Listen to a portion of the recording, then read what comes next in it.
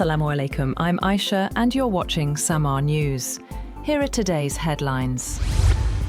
US President Donald Trump says ISIS second-in-command Abu Bilal al-Minuki has been killed in an operation carried out by American and Nigerian forces in Africa. In a post on Truth Social, Trump described the mission as flawlessly executed, saying the militant leader was tracked through intelligence and targeted after attempts to hide across the region. The announcement comes amid ongoing counter-terrorism cooperation between the United States and Nigeria, which has long battled ISIS-linked and other extremist groups in West Africa.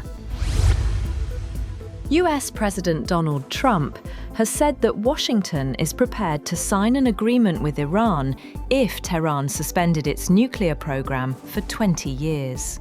Speaking to the media aboard Air Force One, Trump said he would accept such an arrangement if Iran's commitment proved genuine. Trump claimed Iran previously conducted trade worth $500 million daily through the Strait of Hormuz, and said the blockade had disrupted Iranian commerce. He said the ceasefire decision was taken at the request of other countries, and once again praised Pakistan's Field Marshal and Prime Minister. Trump also said he would decide within days on lifting restrictions imposed on Chinese companies purchasing Iranian oil.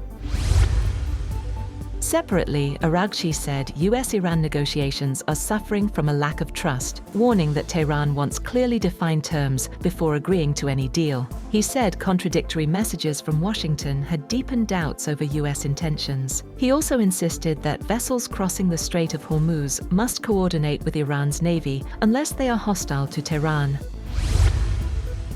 The State Department says Israel and Lebanon have agreed to extend their US-brokered ceasefire by 45 days after talks in Washington. The truce, which was first declared by President Trump on April 16th, will remain in place as both sides prepare for another round of negotiations in early June, aimed at containing hostilities along the Lebanon border.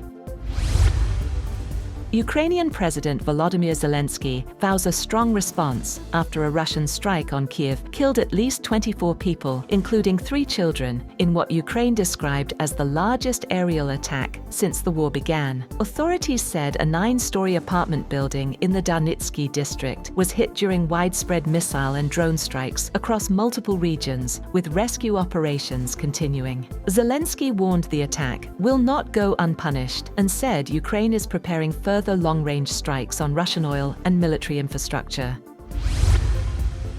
BRICS foreign ministers failed to agree on a joint statement after a 2-day meeting in New Delhi, with deep divisions emerging over the war involving Iran. India instead released a chair's statement highlighting differing national positions. Iran reportedly pushed for a strong condemnation of US-Israeli actions, while the United Arab Emirates rejected Iranian allegations and accused Tehran of attacks on its territory. The disagreement prevented consensus among the bloc's members. India's summary said members agreed on the need for dialogue, respect for sovereignty, and protection of civilian infrastructure, while also calling for unity among developing nations amid global tensions.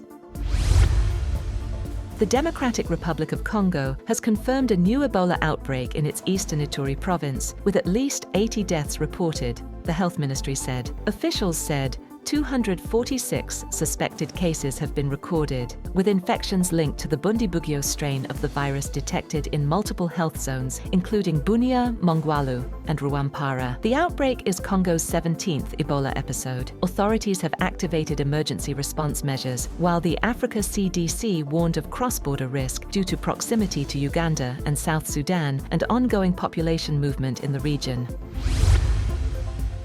Harvey Weinstein's third rape trial in New York ended in a mistrial after jurors failed to reach a unanimous decision on the charge that he raped aspiring actress Jessica Mann in a Manhattan hotel room in 2013. Weinstein, 74, had pleaded not guilty, with his defense arguing the encounter was consensual. He remains in custody due to prior convictions in separate cases. Prosecutors said they were disappointed, but will review next steps, while Weinstein's legal team urged the case be dropped, noting a split jury vote. It is unclear whether the case will be retried for a 4th time.